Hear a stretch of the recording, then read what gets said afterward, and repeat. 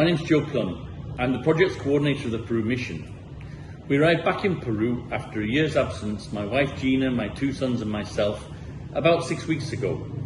Since then, we've been making use of donations sent by the trustees of the Peru Mission to supply food supplies materials to local food kitchens in several parishes, in particular the food kitchen Santa Rita, run by the missionary sisters of Copacabana from Bolivia. They feed over 240 people a day, elderly and children and their families who have been very vulnerable throughout the pandemic. There's another food kitchen on the other side of town in the parish of Santo Cristo de Bagasan, which also feeds over 140 people a day. Thanks to your help, we've been able to supply those two places on a regular basis. We've also been supplying medicines via a local priest from Gozo near Malta, Padre Raimundo Portelli. He's been supplying medicines to local people who are recovering from the coronavirus. The big project which we've been working on since arriving back is the addition of a school playground to a school in the nearby barrio of Santo Tomas. We've been working on that school for almost 2 years with donations from businesses, families, schools, parishes in the UK.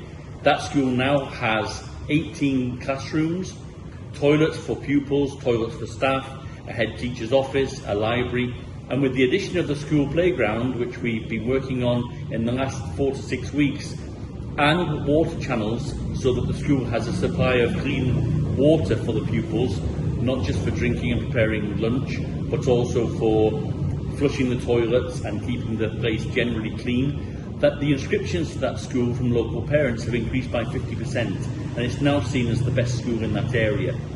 Schools in Peru haven't opened again since March 2020, when the Peruvian president closed down all the schools of Peru.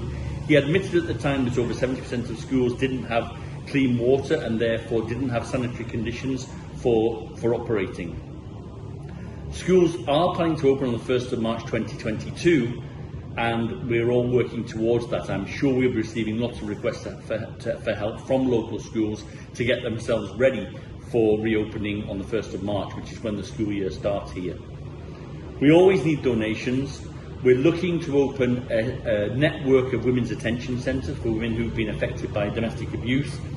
We've also been asked to help with a local school to recreate its playground, which is used as a regional resource in athletics, sports, and we all recognise the importance of these things for young people's mental health, not just during the pandemic, before and after as well. We have a campaign starting very shortly for Christmas gifts for local children in communities on the rivers of the Amazon and also in the barrios around Iquitos. I've received 7 requests so far for Christmas events where they will sing songs, read the Christmas story of Jesus' birth, and each child will receive a piece of panettone, which is an Italian tradition which has been imported into Peru, a cup of hot chocolate and a Christmas gift. Most of those children, almost all of those children, wouldn't receive a Christmas gift otherwise.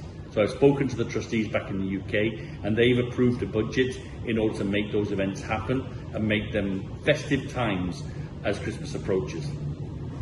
Many thanks for all your support in so many ways. We plan to do these video clips every 2 to 3 weeks, and the trustees of Peru Mission have invested in the technology to help us do that. At the end of this video clip there is a website to which you can donate. All donations are welcome. We'll be talking into the new year about an event which is coming up in the northeast, a charity event in June. We're planning a dinner dance in order to promote our work. Thank you for all your support during 2020-21 when my family and I were back in the UK. The schools in the Diocese of Hexham and Newcastle, the bishop, priests and parishes were all very supportive. The trustees were fantastic.